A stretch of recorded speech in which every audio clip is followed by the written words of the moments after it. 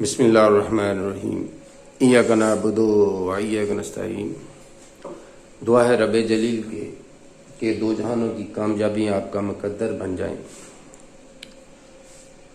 अच्छा बेटे, कल हमने जो किया था लेक्चर में, उसमें जनरल टर्मिनोलॉजी डिस्कस की थी।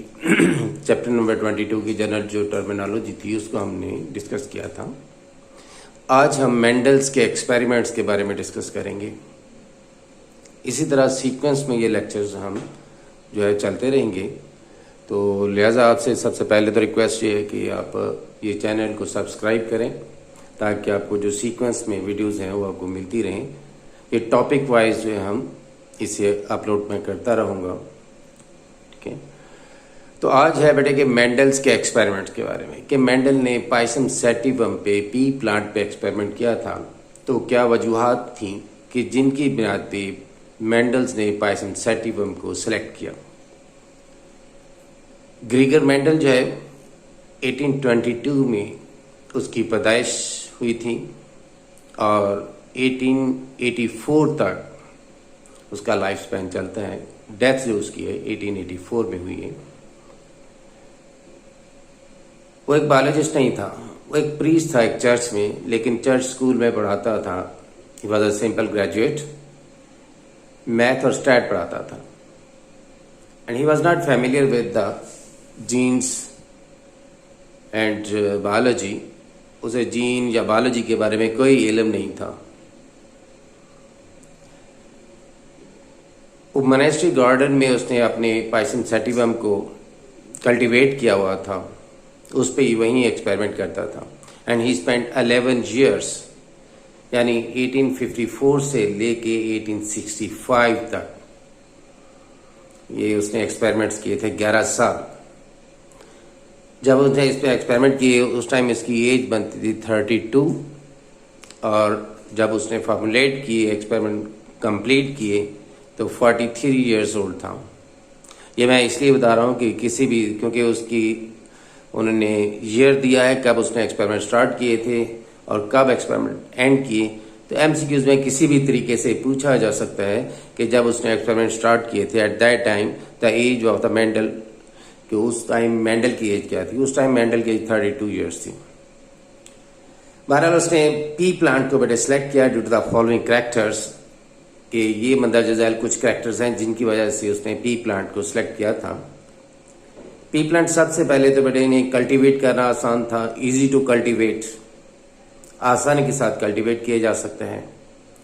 दूसरा ये हर्माफ्रोडाइट था, यानी बाइसेक्सुअल था। Both sexes are present on the same plant, male भी फीमेल भी, दोनों फ्लावर जो हैं सॉरी एक ही प्लांट के ऊपर मौजूद थे। तीसरा ये करैक्टर था कि उसे आसानी के साथ सेल्फ फर्टिलाइज भी करवाया जा सकता है और क्रॉस फर्टिलाइज भी करवाया जा सकता है। ठीक है, तीन कैरेक्टर हो गए। पहले इजीली कल्टीवेट, दूसरा हर्माफ्रोडाइट है, और थर्ड जो है फर्टिलाइजेशन का है कि can easily be self fertilised as well as cross fertilised.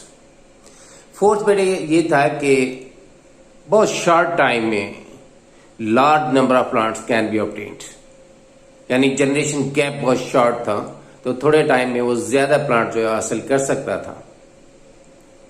Fifth था कि एक ऐसा प्लांट था जिसमें जो कैरेक्टर उसने सेलेक्ट किए, that was very sharp distinct traits, यानी उनकी दो ही शक्लें थी। या उसके सपोज सीड जो है राउंड हो सकते थे या रिंकल्ड, येलो या ग्रीन, टॉल या शॉर्ट। इन दो जो कैरेक्टर्स है, इन बिटवीन इन कैरेक्टर्स से कोई नहीं था, तो लिहाजा दो शॉर्प डिस्टिंक्टिव कैरेक्टर्स पाए जाते थे, इस वजह से उसने इनको सिलेक्ट किया।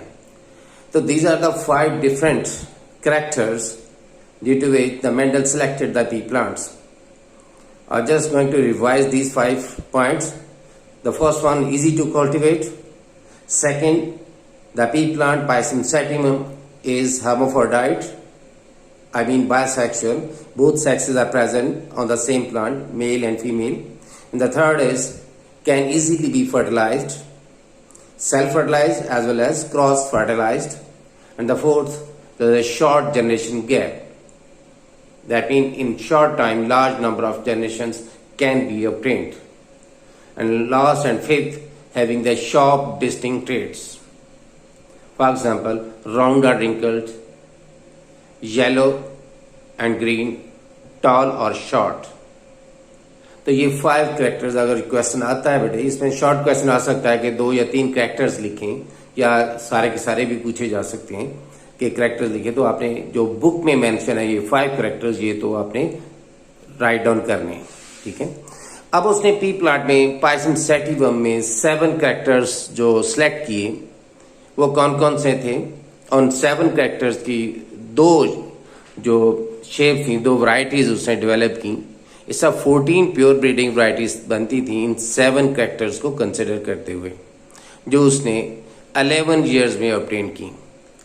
तो ये ऑब्टेन्ड या developed 14 pure breeding varieties considering the 7 characters. The first character is plant height.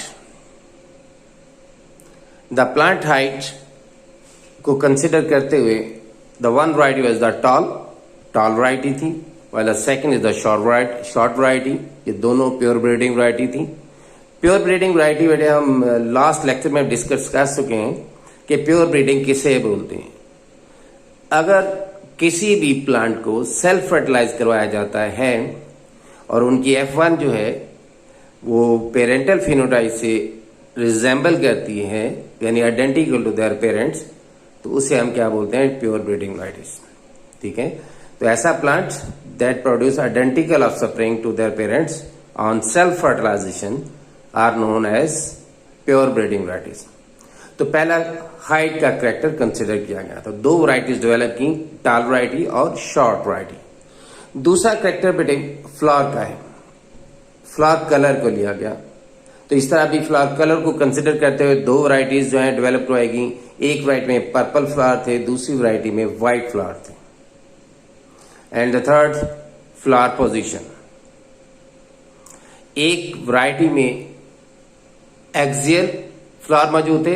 ये इधर मैंने बनाया हुआ है कि एक्सियल क्या होता है, कि वो हमने जस्ट मेंशन किया था कि ऐसे वैरायटीज जिसमें फ्लावर जो है लीफ और मेन ब्रांच के बिल्कुल सेंटर में एक्सल में डेवलप होता है, उसे हम एक्सियल वैरायटी या एक्सियल पोजीशन बोलते हैं। टर्मिनल आप देख रहे हो कि जो टर्मिनस पे है, जो टॉप पे है, उसे हम टर्मिनस बोलते हैं, ठीक है। तो इस तरह ये पोजीशन के लिहाज से भी 2 वैरायटीज डेवलप करवाई गई, एक एक्सियल और दूसरी टर्मिनल। तो फ्लावर के भी 2 वैरायटीज, 2 कैरेक्टर कंसिडर हो गए। एक फ्लावर कलर है और दूसरा फ्लावर पोजीशन। इसी तरह 2 बनते हैं उसके पॉड के, पॉड कलर और पॉड शेप। पॉड कलर को कंसिडर करते हुए 2 वैरायटीज डेवलप की गई। एक में पॉड कलर येलो था और सेकंड प्योर ब्रीडिंग में पॉड कलर ग्रीन था। पॉड शेप को भी कंसिडर करते हुए 2 प्योर वैरायटीज डेवलप की गई। एक इन्फ्लेटेड प्लॉट्स है, जहां मटर की फली नहीं होती, फूली हुई, उस तरह का, और एक तरह कंस्ट्रिक्टेड रिंकल्ड, दबी हुई, ठीक है, रिंकल्ड पॉड थे। इसको हम इस तरह बना सकते हैं, मैं बना देता हूं कि इन्फ्लेटेड अगर हम देखें तो इन्फ्लेटेड जो है वो इस तरह का फूला हुआ, जो कंस्ट्रिक्टेड है वो आप ये ऐसे बना, ये कंस्ट्रिक्टेड और वो इन्फ्लेटेड। तो इन्फ्लेटेड और कंस्ट्रिक्टेड, ये 2 पॉड की वैरायटीज डेवलप की गई। इसी तरह बेटे सीड कलर और सीड शेप, ये 2 है। सीड कलर जो आप देख रहे हो येलो और ग्रीन, 2 प्योर ब्रीडिंग वैरायटीज हैं। सीड शेप में भी 2 है, राउंड और रिंकल्ड। राउंड में ये बिल्कुल राउंड सीड थे और रिंकल्ड में ये रिंकल्ड सीड डेवलप हुए, ठीक है। इस तरह बेटे उसने 7 कैरेक्टर्स को कंसिडर करते हुए 14 प्योर ब्रीडिंग वैरायटीज डेवलप की थी, ठीक है।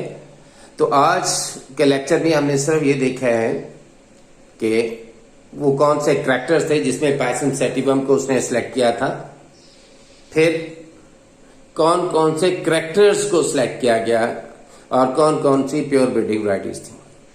नेक्स्ट लेक्चर में बेटे हम मेंडल्स के लॉ को डिस्कस करेंगे और देखेंगे कि वो कैसे जो गैमीट्स कैसे डेवलप होते हैं, उनका एक मेथड है बाइफर्केशन मेथड, उसको डिस्कस करेंगे कि अगर आपको कोई क्रॉस दे दिया जाता है शॉर्ट क्वेश्चन में कि इसके गैमीट्स बनाए तो कैसे हम गैमीट्स कैसे बना सकते हैं, तो एक स्पेशल मेथड है बाइफर्केशन मेथड, वो मैं आपको सिखाऊंगा। ठीक है, और उनके जो दोनों लॉज हैं वो 1 बाय 1 डिस्कस करेंगे।